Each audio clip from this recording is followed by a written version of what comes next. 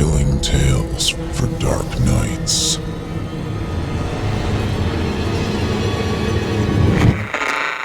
Want to make sure you never miss a Chilling Tales for Dark Nights video again? Be sure to subscribe and hit that bell to turn on notifications. It's time to turn off the lights and turn on the dark.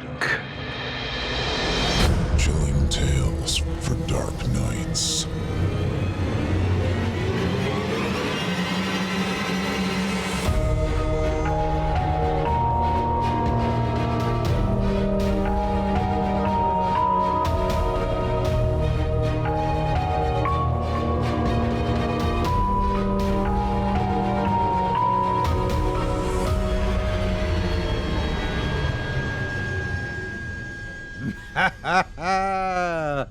Good evening, listener. You're listening to Chilling Tales for Dark Nights. On tonight's program, we invite you to leave behind your safe reality and descend with us into the frightening depths of the most terrifying imaginations with audio adaptations of 2 rounds of frightening fiction about unbelievable behavior and alien anomalies. I'm Otis Gyrie, host of Scary Stories Told in the Dark podcast, now in its 7th season. My show is available on iTunes and wherever podcasts can be found.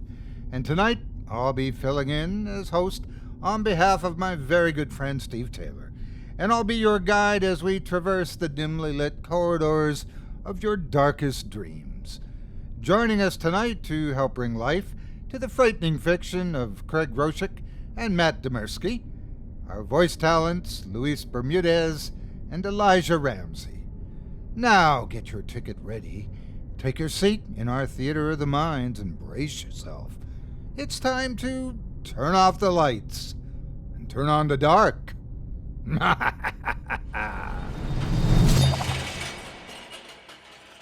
Our first tale tonight was written by Chilling Tales for Dark Nights creator Craig Groshek himself. In it, a gentleman receives a rude awakening when his roommate and friend of many years begins exhibiting extremely bizarre behavior, and it's bound to leave you second-guessing how well you know those closest to you. Without further ado, I present to you, My Best Friend is Buried.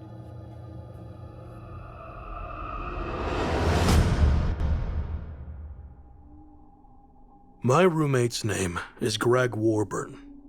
He and I became good friends in high school when I met him after putting out a drummer wanted ad after becoming convinced my heavy metal band Warfare was going to be the next big thing.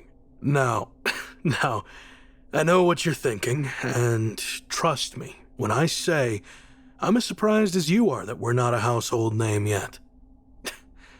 In all seriousness, though, our band was awful, and I couldn't sing at all, but that didn't stop us from trying, and in spite of our musical failures, Greg and I were a great team.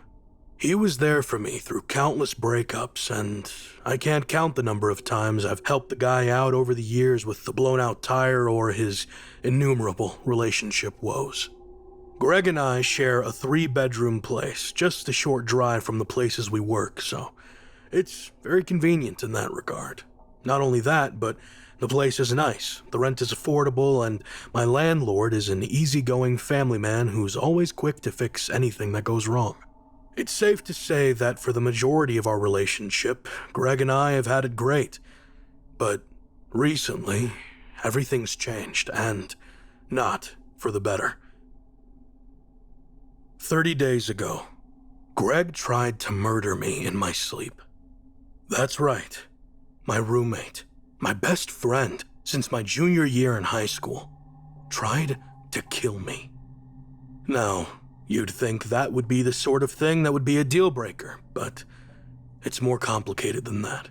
You see, he wasn't conscious when he did it. He was sleepwalking.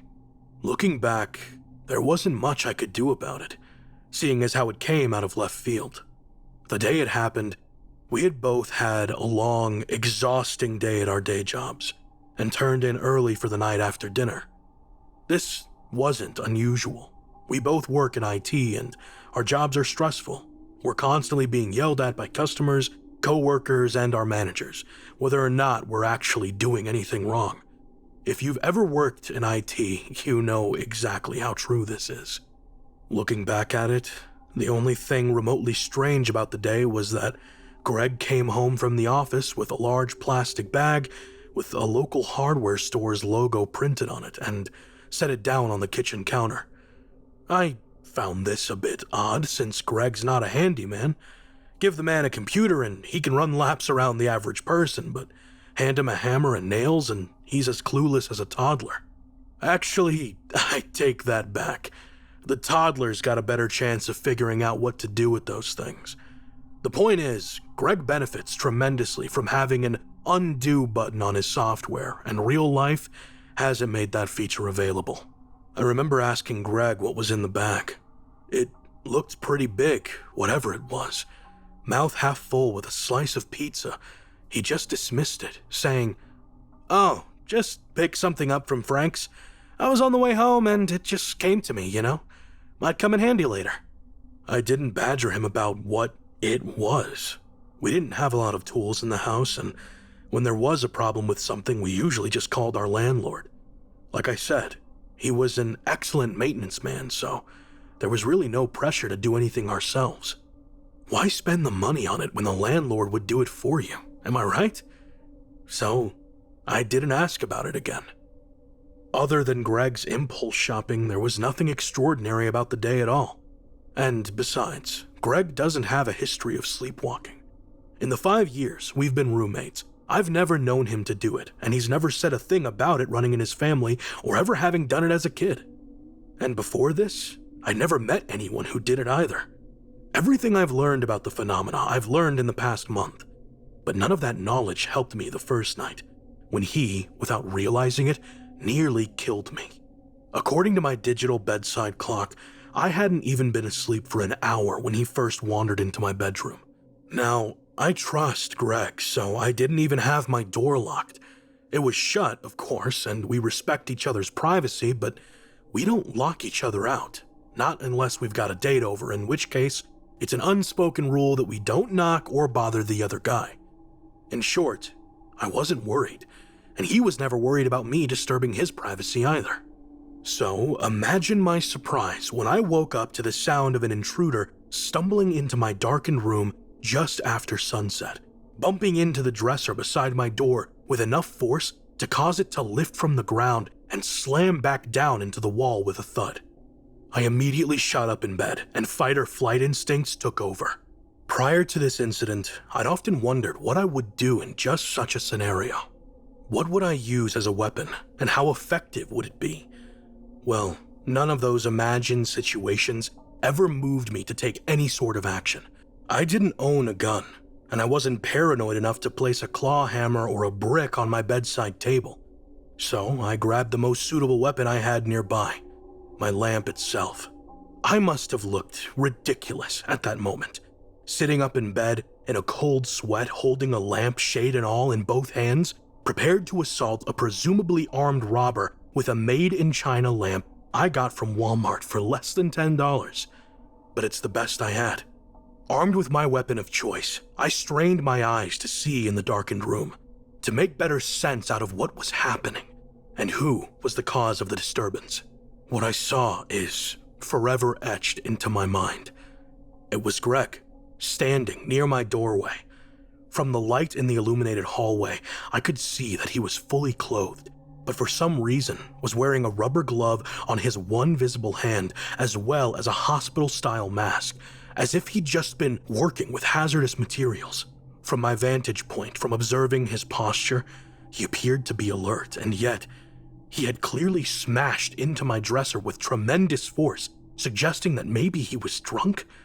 It wouldn't have been unusual for Greg to drink when he meant to go to bed instead. He wasn't an alcoholic, not exactly, but when he had a rough day at work or troubles with the opposite sex, which regrettably was more often than he'd like to admit, he's been known to down a few shots of whiskey to calm his nerves. When I realized it was Greg in the room and not some stranger, I felt an odd mixture of relief and utter confusion. After all, he'd never done anything like this before.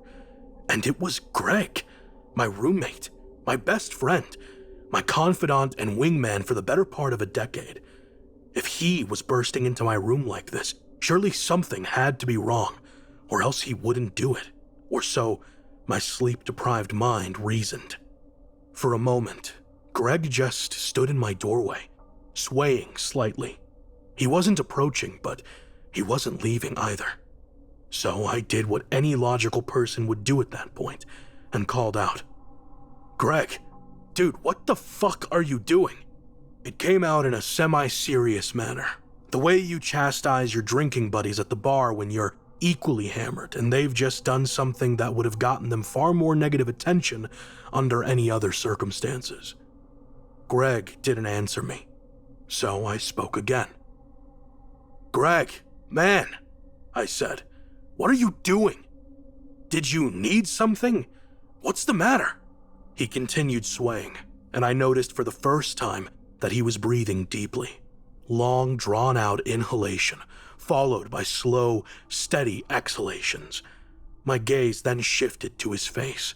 In the dark, it was a bit hard to tell, especially with the way he was backlit by the hallway lights, but it looked like his eyes were wide open. And yet, they didn't seem to be fixated on me or his surroundings at all. He was simply staring vacantly into space. The 100-yard stare, I guess they call it. Holy shit, man, are you sleepwalking? It came out with a bit of a chuckle, but it was a nervous laughter. Something about how bizarre this all was, and the fact that I had never experienced anything like this before and didn't know how to handle it, along with this odd attire, rendered my frazzled, stressed-out brain incapable of understanding. The only thing I'd ever heard about sleepwalkers is that you're not, under any circumstances, to try to wake them up. I knew enough to know that, at least. I didn't know why Greg had a yellow rubber glove on, or what he had been doing that required a mask, or why he was breathing like he was. But I knew he needed to get back to bed. We'll talk about it in the morning, I thought. My idea went straight out the window, however, when Greg pulled his other hand out from behind his back and revealed that this entire time he'd been holding a machete. "Holy shit, Greg! Is that a machete?" I practically yelped. "What are you doing, man? Where did you get a goddamned machete?" Then I remembered the bag on the counter, the hardware store bag with a large, mysterious object in it, and I thought back to my roommate's words. Might come in handy later. Is this what he meant by later? I thought. Come in handy? To kill me? For what? What did I do? In a matter of seconds, my mind was racing with questions. So far as I knew, I had done absolutely nothing to my friend of so many years to raise his ire. Certainly nothing so serious as to warrant drunkenly stumbling into my room and murdering me. "Greg!" I yelled again, absolutely certain by this point that he was sleepwalking. There was no way in hell my friend, of all people, was standing in my room holding a knife he'd just bought that afternoon, with the intent of using it later and dressed like he was ready for a zombie apocalypse, if he was awake and aware of what he was doing. It wasn't possible. None of that made the situation any less terrifying. In fact, if anything, it made it far more dreadful. Sleepwalkers are unpredictable, I've since read. They don't act like themselves, more like pre-programmed automatons, often with total ignorance of their surroundings, even when their eyes are open and they otherwise appear to be conscious of them. You might imagine you know what you would do in my situation. Friend or not, if someone broke into your room in the middle of the night, brandishing a weapon you just know isn't for the purposes of making a sandwich, you'd like to think that you would take steps to defend yourself or to escape. Obviously, you would do one of those things. Well, let me tell you, you might imagine you would do those things, but there's a good chance you wouldn't. When your body goes into shock in the face of sudden trauma, be it physical or mental, you lose control of your rational mind, and your reptile brain takes over, and it doesn't care if its course of action is logical. In my case, my mind chose neither fight or flight. No, it chose freeze. Fucking freeze. As Greg continued swaying in my doorway, donning cleaning supplies and gripping a gleaming 18-inch blade, I simply sat and waited. For what, I don't know. Perhaps I thought that if I didn't move, he would suddenly come to and realize what he was doing, and he'd apologize and, I don't know, we would get some sort of help, something, anything. But Greg did move, and when he did, I wasn't prepared at all. One moment he was standing in the doorway, gently rocking back and forth as if he was being lapped by gentle waves. The next thing I knew, he burst into a short sprint, dashing wordlessly across the room in a heartbeat, extending his right arm and preparing to swing the machete at my neck. At the last possible moment, in what I can only describe as a totally automatic response, I flung my cheap plastic lamp as hard as I could in Greg's direction. It landed a glancing blow just shy of the center of his forehead, striking him above his right eye with thankfully enough force to cause him to stagger. God only knows what would have happened if my aim had been off and if I had missed him entirely. The blow from the lamp caused Greg to lose his balance enough that his swing went wide and the machete lodged itself not in my carotid artery, but rather in the drywall just behind my headboard. Even with the indirect hit, the incredibly sharp blade embedded itself a good inch or two into the gypsum, requiring more effort than Greg was able to muster in his present state, it seemed.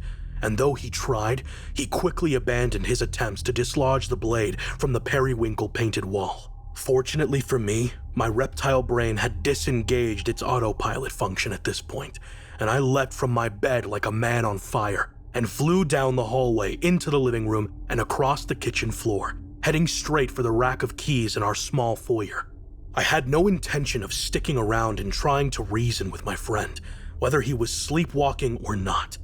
Clearly, something horribly wrong had just happened, and I had no idea what he was going to do next. Even from my location in the front entryway, I could hear him grunting as he labored to remove the machete from the wall, presumably to try and finish what he started. As my feet made contact with the tile of the kitchen floor, I caught a brief glimpse of the countertop, where the Frank's hardware bag sat empty, its former contents having found a new home in my bedroom. In the briefest of moments, as I passed the counter, I took my eyes off my prize, the keys to my 2010 Kia Soul, and spotted Greg's receipt beside the bag. Automatically, for reasons unbeknownst to me to this day, I retrieved the receipt from the counter. Then, I slipped. I slipped and fell hard. My left elbow connected with the tiles of the inexplicably slick kitchen floor, and though the pain didn't hit right away, it was obvious I had broken my arm. In a not-so-subtle manner, the jagged humerus jutting out of my bicep informed me of this. To make matters worse, I had failed to tuck my chin to my chest while falling, and had struck the back of my skull as well, which left the room spinning. At that exact moment, I heard a sound which, if it's at all possible, was even more frightening than the sound of your own bones ejecting from their meaty confines. Greg had loosened the machete from the wall with a thunk and was rapidly storming in my direction. In spite of my injuries, I immediately sobered and came to my senses. Hurt or not, I had to decide whether I was going to live or die, and I decided to live. With tremendous effort, I got to my knees and placed a hand from my uninjured arm atop the counter, and did my best to pull myself to a standing position, all the while leaving bloody handprints in my wake. My blood? I took a look at my disfigured arm. No, not my blood. The lower portion of my arm was dangling like a wet noodle as a result of its being unceremoniously disconnected from its upper half, and the break, though alarming to look at it, was relatively bloodless. If I hadn't been utterly terrified at the moment, fueled almost exclusively by adrenaline, I might have been fascinated. Instead, I was left wondering, if it's not my blood, then whose is it? That's when I saw the severed head, set down neatly in the corner of the kitchen beside the refrigerator. Its eyes were open wide, and its mouth agape in a pained grimace. the fear of its former owner's final moments etched indelibly upon its countenance. That's when I realized what or who I was looking at. I shuddered and retched involuntarily. Greg. It was Greg's head. Even with his features obscured by gore and his blood-soaked hair matted to his scalp. But how? How? Nothing made any sense. My hand swam with the possibilities, but at the same time, I had no time to sort things out rationally. Someone had just tried to kill me, and whoever they were about to try and finish the job. I did have time to realize, however, just how much blood was on the kitchen floor, and my stomach finally released its tenuous holds on its contents. The next few moments were a haze, and I am alarmed to say that to this day, I have only the slightest idea how I ended up at St. Agnes's Hospital and in a recovery room post-surgery to repair my shattered extremity. All I knew was that I was alive, and that my roommate, or someone that looked exactly like him, had tried to decapitate me, and that I wasn't his only victim. When a nurse entered my room to check my vitals, she was surprised to see I was fully awake. She was about to call for assistance, I presume, when I stopped her and asked the very first thing that came to mind. "Where's Greg?" I shouted more times than I'd care to admit. "The person that attacked me, where is he? Is he under arrest? Did they catch him? Where's my roommate?" I'm certain I sounded hysterical. "Hold on just a minute," the nurse said, clearly surprised by my outburst. "What's going on?" I screamed again. "I need to know. My roommate is dead or tried to kill me, and I need to know where he is." Just a moment," the nurse replied, with more than a hint of alarm in her voice. "I'll send for someone who can help. One moment, sir." And with that, she was gone, leaving me alone in my room, looking over my bruised and broken body. My arm was in a cast, and I felt like I'd been hit by a bus. When a pair of police officers in full uniform stepped into the room a few minutes later, I repeated my question. "Please, will someone tell me what happened to my roommate Greg?" The police officers exchanged a grave look, and then said the words that chilled me to my core. "Mr. Duplessis, my name is Lieutenant Davison.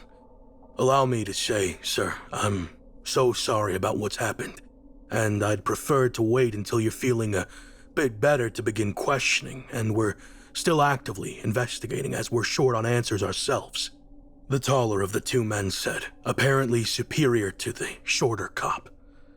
"Greg Warburton's remains were discovered in your kitchen. He'd been decapitated, and, he stammered. His body has not been located." "Oh my God," I said. "I'm afraid that's not the strangest part, sir," the shorter officer added. "Security cameras outside your apartment complex also captured footage of someone who matched Mr. Warburton's description leaving on foot and heading for a nearby tree line. Footprints led to the Birch River, at which point we lost the trail." That doesn't make any sense," I cried. I struggled to comprehend what they were saying. How could Greg's... No. "I understand this is confusing, sir," the taller officer replied. "Clearly, something odd is happening, but I assure you, there's a rational explanation, and we're doing everything we can to get to the bottom of this and locate Mr. Warburton's body and his killer. In the meantime, Mr. Duplessis," the shorter cop said, "we'd like to ask you some questions if you're feeling up to the task." I nodded in acquiescence. Just as the officers were about to begin their questioning, however, the superior officer received a call on his mobile phone. Before my eyes, I watched as Lieutenant Davison's eyes grew wide, and he rubbed his temple in consternation. A moment later, the call was over, and he was addressing me directly. "Mr. Duplessis, I'm sorry to cut this short," Davison said, clearly uncomfortable. We have a situation. A gentleman in a nearby park claims to have been attacked by someone matching Mr. Warburton's description, wielding a bloodied machete. He swallowed hard. We've gotta go. The days that followed were a blur. My mother and father and other loved ones came to visit me in the hospital, and a few days later I was released and provided a referral to a physical therapist to help with my recovery. My arm was worse than I had originally suspected, as it turns out. To top it off, I developed something akin to PTSD whenever I went anywhere near my apartment, so I moved back in with my parents temporarily. It was quite an adjustment, but that was the least of my concerns. Local news was abuzz with news about my attacker, who police failed to apprehend even after a string of attacks on total strangers over the next week. In every case, the victims described him as looking identical to my former roommate, down to his hair, build, and eye color. Greg's body was never located. His family hosted a small funeral for immediate family only. Obviously, closed casket, as Greg's remains had been retained by the police as evidence while their investigation was ongoing. I was not invited to the funeral, and I wouldn't have attended even if they had asked. 3 weeks after the services, both to my surprise and relief, my attacker was finally apprehended. And for the first time in a long while, I was confident the entire nightmare was finally behind me. I was certain that Greg's family would have closure and that all of us would soon have the answers we needed. My hope was short-lived, however. Forensic and genetic testing were soon completed and revealed that my assailant's fingerprints matched Greg's exactly. In the face of logic and all things holy, according to the crime lab, I'd been attacked by my roommate while his head was lying separated from his body in a separate room. Things made even less sense than before. And then, my attacker was found dead in his cell, decapitated. He had no access to any weapons of any kind, and yet, his head had been severed roughly. According to Lieutenant Davison, who'd been keeping me informed, security footage from within the cell showed my attacker attempting to remove his own head with his bare hands. And the entire time he was doing it, he stared straight at the camera, grinning ear to ear. Just before he was finished, guards making their rounds approached him. When they realized what he had done to himself, they called for an ambulance and opened his cell door. Then, with one final tug, he pulled his head free from the stump of his neck and collapsed to the floor, smiling all the while. The following day, my attacker's severed head, which had been stored in a locker alongside its body, disappeared from the morgue without a trace. This time, there were no security cameras monitoring the area, and little evidence pointing to a perpetrator. Everyone working in the morgue was questioned, of course, but nothing tying any of them to the crime was discovered, and to this day, no one has any idea what happened or why. Lieutenant Davison resigned the following week, along with several other members of the police department that had been unfortunate enough to be involved with the case. Several of them later committed suicide, and though no one publicly admitted that their having been involved in the investigation into the murder of my roommate was linked to their deaths, I know better. I consider myself lucky to have only had my attacker's final moments described to me, rather than seeing them for myself. In the end, Greg's body was never found, neither was my attacker's head, and in a cemetery not too far from my apartment, there are 2 graves, one containing a full-size casket containing my best friend's head and nothing more, and another containing the remains of his killer, a headless body matching Greg's in every way. And sometimes, when I've not kept myself busy enough with other things, I wonder what the hell actually happened and where my assailant's head and my roommate's body ended up. And I'm afraid that one night I'll wake up again to find someone standing over my bed in the dark, machete in hand, prepared to finish what had started. And I worry that whoever it truly is, that they'll look just like Greg.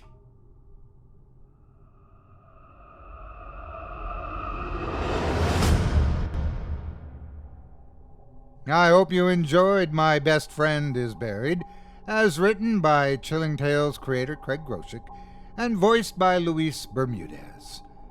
Up next, we've got a second sinister story for you, as written by author Matt Dymerski and performed by Elijah Ramsey.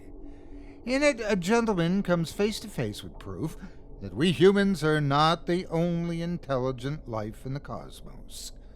Without further ado, I present to you Past the Spine.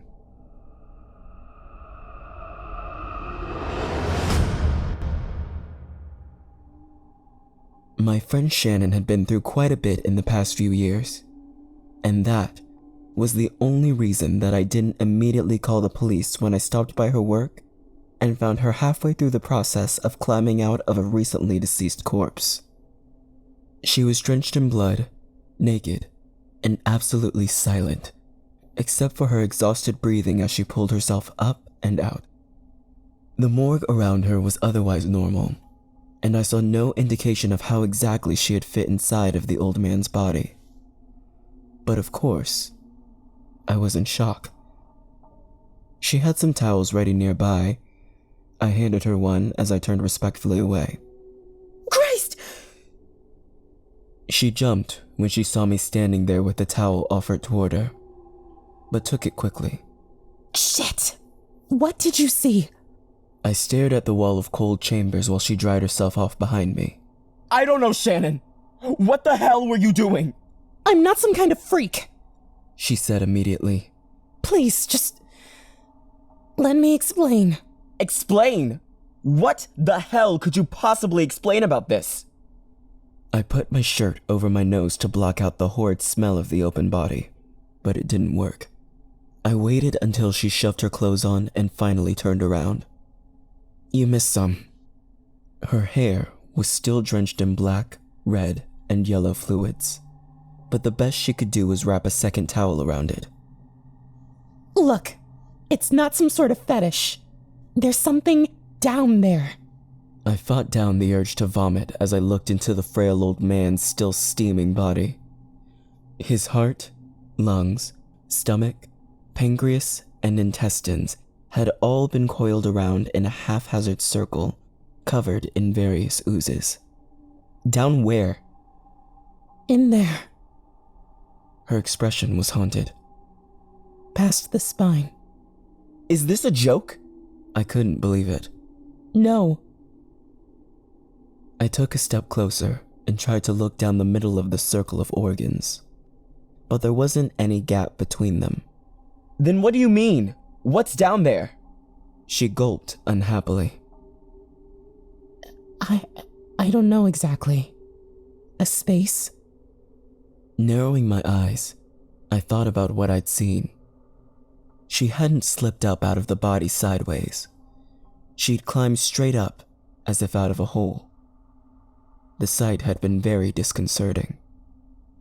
It hadn't been geometrically possible, and my brain was still struggling to make sense of the memory.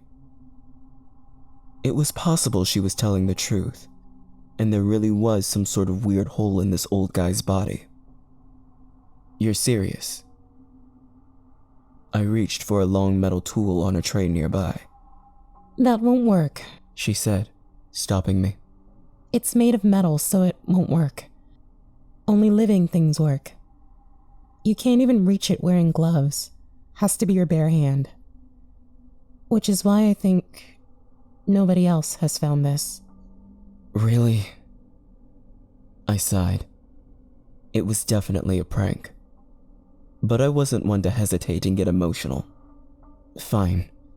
Let's do this ridiculous nonsense. I took the last step, held my breath against the stench, and reached straight down. After pushing between squishy wet tissues and organs, my hand came to rest on the hard bones of the old man's spine. I looked to Shannon, but she wasn't laughing. Past the spine? She nodded and gulped audibly. As disgusting as it was, I was determined to see this strange situation through. I moved my hand to the side, and my finger slipped deeper. What the hell? I frowned and leaned down closer to the corpse as my hand continued to push between what felt like a deep pile of squelching organs.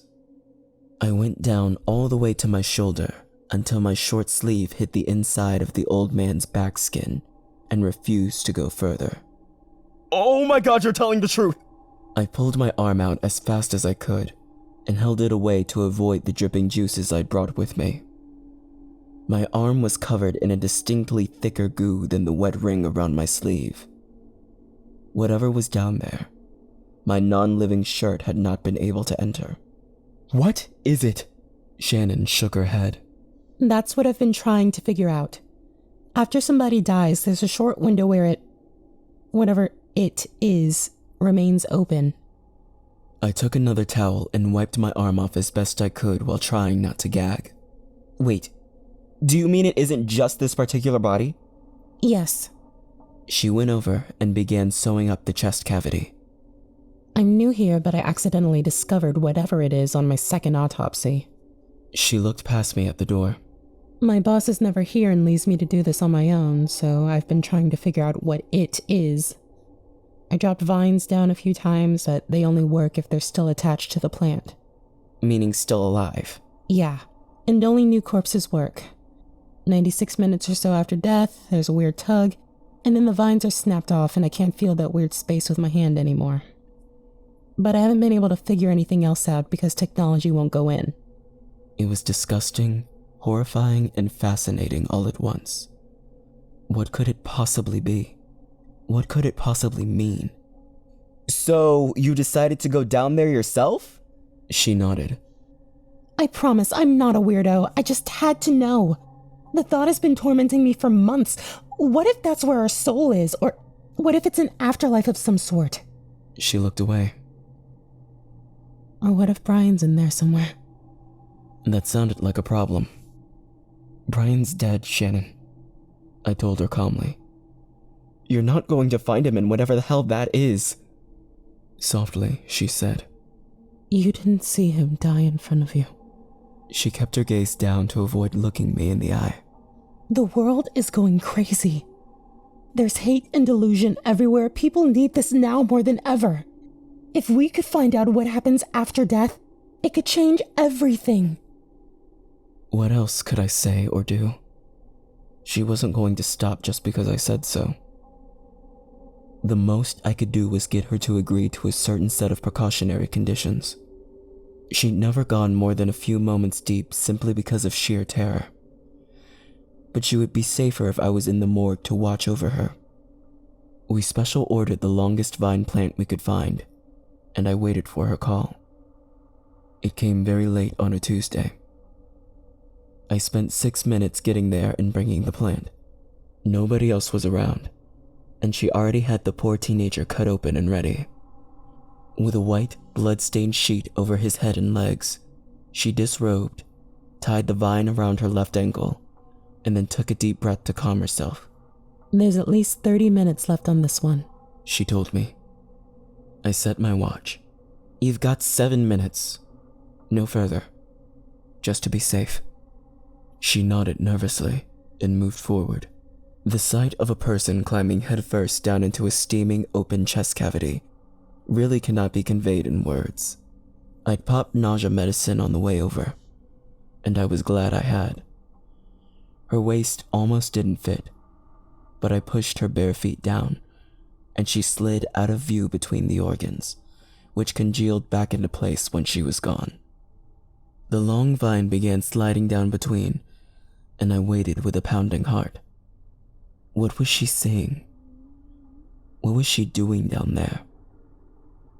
I was probably imagining it worse than it was, since she'd had space to turn around the previous time. My mind constructed a vision of a tight, organic tunnel that might close like a muscle and crush her to death.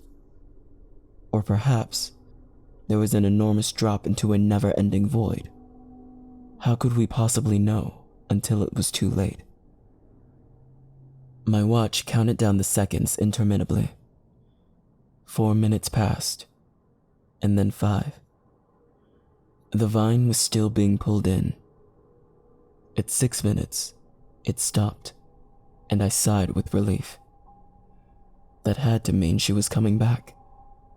But she did not emerge at 7 minutes. The tension in my chest rose. At 8 minutes, I began to pull the vine. It moved easily, and I figured I was pulling up slack, until a snapped end emerged. Panicking, I reached my hand down. It was still there. She hadn't been trapped, she just lost the vine at a weak point in the plant we hadn't caught. I waited. At 10 minutes, I began to panic. At 11, I forced myself to focus. At 12, I knew for certain she was in trouble. I paced around for a full 30 seconds before screaming at myself to stop wasting time. I tore off my watch and clothes, closed my eyes, and basically shoved my arms and head down into the swamp of blood and guts held open on the autopsy table. I found the teenager's spine and pushed my way past it. This time, I didn't stop. It was easier than expected. Despite the pressure from wet flesh on every side, I slid right in. The knot of vine tied around my ankle got caught on spine bones, but I reached back through the pile of organs and freed it with terrified fingers. It was only when I had fallen further and felt air on my face that I finally took an explosive breath and opened my eyes. The air was 1,000 years beyond foul, but breathable, just like she told me. It smelled and felt like breathing in rotting corpse and dying diseased flesh as a veritable fog. A blood mist. The sight was similar. Shannon had also told me that the place had a dim crimson glow about it, omnipresent and without source. And by this light, I saw choking miasma in 2 directions. Bloodless arteries opened to my left and right, neither big enough to fit a person, until I pushed in and the muscle-bound walls relaxed to give me access. I followed the remains of her snapped vine. More than anything, I wished I had clothes on. Every single surface was alive, pulsing with a distant heartbeat and secreting dark substances that were strangely hot, cold, or even numbing to the touch. Being naked in such an environment like that made me feel vulnerable in a way that brought out terror at every unexpected noise, sight, and texture. I cursed Shannon's decision-making more than a few times, that was for sure. But I wasn't going to let her die down here. Her vine entered what looked like a hollow groove into a massive bone, and I was happy just to be on a solid surface as I crawled between increasingly narrow white walls lit in red. This tunnel had been carved. I could see that in the spiraling notches all around. Had the muscle tunnels also been drilled out, but then later healed away the scars? It was as if some worm or parasite had dug its way through a dimension of flesh, and we were merely following in its ancient wake. The smooth bone began to steepen, and I guessed that Shannon might have slipped and slid here. Carefully bracing myself on the spiral notches, I worked my way down the incline with my vine still tightly bound to my ankle. And good I did. The bone's spiral tunnel ended at a steep, fleshy drop-off. Shannon was there below, clinging to a solid white spur. I was still inside the bone itself, so I could only see down, but I carefully moved to reach her hand with mine. She stared up at me, with horror in her eyes. Her voice was odd, distant, and distorted by the rot-congested air. Don't look out! What do you mean? I called to her. As I leaned out of the bone, the view away from the wall of flesh began to open up. I'd finally reached an open place, rather than a tunnel, and I could sense that if I turned my head, I would see a tremendous vista. It was the same sense I'd had a few times in my life while riding a ski lift or walking past a window on a plane. All I had to do was glance. She screamed again. Don't look! For once in my life, I listened to someone else. I didn't look. Our hands met, but both were slippery. I tried to rub the liquids off on my skin, but that didn't work. Everything was wet and disgusting. I leaned down further and offered an elbow. Wrap your entire arm around my elbow! I shouted. The act made the world beyond us open up a little bit more, and I could feel horrific sights beginning to piece themselves together in the corners of my eye. I couldn't quite tell what was happening out there, but if I so much as darted my gaze, she grabbed my arm and screamed in my ear. Don't look! Don't you look, damn it! What had that been? She'd said a word, but the meaning and intonations had been alien to my mind. By the look on her face, she'd heard it too. I pulled her up with all my might, and the nightmare world outside our bone tunnel receded. Together, we climbed our way back up the spiral carvings, then crawled as fast as we could along the bleeding muscle. The living world around us didn't seem to react to us or care about us in any way. For some reason, I'd expected anger or hunger, or at least something. If it was alive, if it was conscious, if it was sentient, we were nothing at all to it. We reached the point where the vines rose up into a seething mass of dark organs, and I pushed her up ahead of me. Then, for some reason, I turned and looked down the other direction, the way I had not gone when I'd first arrived. The crimson-lit silhouette of a vaguely teenaged boy sat curled up and crying at a curve in the tunnel. He raised his head, as if he could somehow sense my looking at him. He began to crawl forward. Help me! Frozen and aghast, I waited. Help me! He screamed again as he came nearer. Oh, what's happening? I was in the car, and there was this loud crunch, and I hit my head, and I thought for sure He paused at hearing his own words. What is that? Why can't I say... Oh, no! Why no? He looked at me from 2 arm lengths away. Are we in hell? I didn't know what to tell him. I'd never seen such agony and loss in another human being's body language before. And he still didn't know the truth. I gulped down my paralysis. Can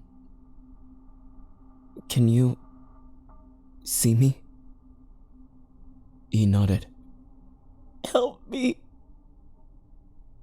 What could I tell him? I chose my words carefully. I don't think I can. Why? He whimpered so sadly. I thought it would break my heart. Why can't you help me? I shook with a portion of the pain I was about to give him. You don't have a face. He just sat there sobbing as I leapt up and climbed. I knew the sound of that hopelessness would haunt me for the rest of my life. It was unlike anything a human being on Earth could make, for it was absolute, and it was forever. I pushed up out of the corpse on the table and crashed my way to the cold, hard, dry floor. The impact hurt, but nothing ever felt so safe and secure. Shannon sat curled up in a corner, much like the boy I'd seen, and she'd given no thought to putting her clothes back on or getting the dozen kinds of plasm and blood off. She could only stare at the floor in shock, rock back and forth, and murmur. He wants me to tell people about him. Who? I asked her. The teenager? He wouldn't survive here even if we brought him with us. No, she whispered. he wants me to tell people about him. He saw into me. He saw into me when I looked at him. He put his fingers into my gray matter and massaged my brain tissue without ever touching me. He said the Bible and the Quran are close, but we got it slightly wrong. A few things backwards. She stopped rocking in place and stared me in the eye. We're not going to tell anyone about it, are we? I got a towel and wrapped it around her. No, we won't say a word. And you know, at the time, I actually believed that. I thought I'd gotten away with it by not looking. But the corner of my vision did absorb some small portion of whatever nightmare she witnessed.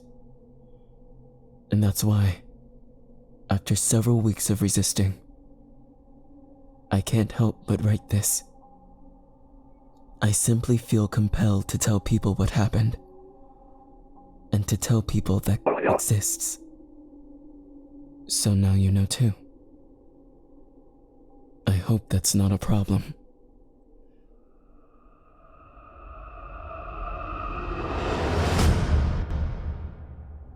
I hope you enjoyed Past the Spine, as written by Matt Dymerski and performed by Elijah Ramsey. Thank you for joining us for tonight's episode of Chilling Tales for Dark Nights.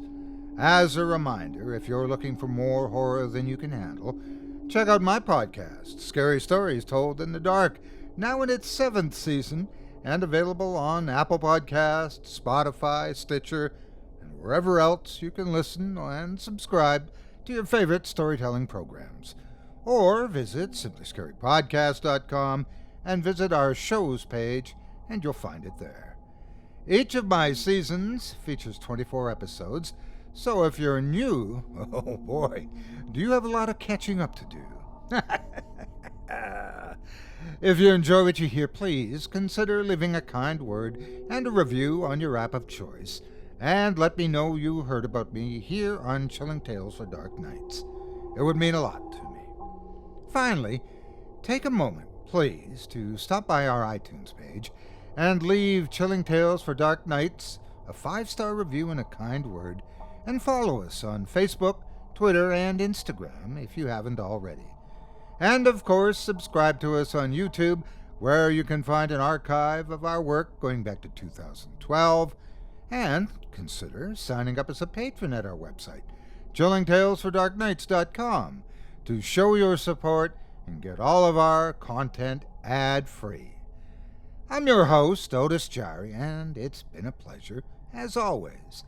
Tune in again next week, when we once again turn off the lights and turn on the dark. Sweet dreams, listener. Sweet dreams. Thanks for joining us.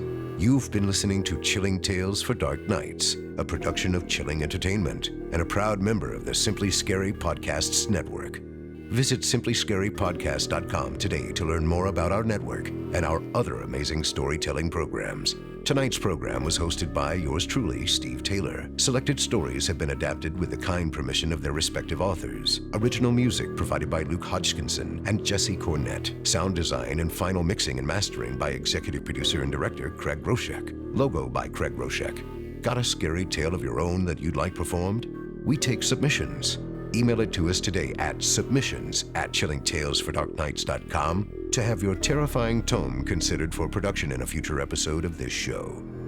If you enjoyed what you heard on tonight's program and are joining us on your favorite podcast app, subscribe to us to be sure you never miss an episode. And leave us a 5-star review and a comment. Your feedback means a lot to us. You can also follow Chilling Tales for Dark Nights and yours truly on Facebook to connect anytime and get the latest updates on this and other programs and my channel.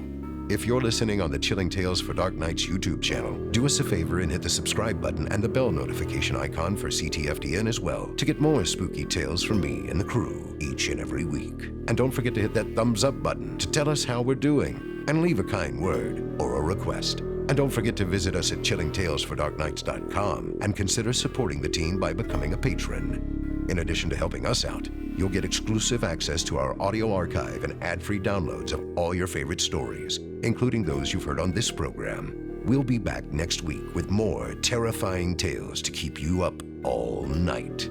But that's all right. Who needs sleep anyway?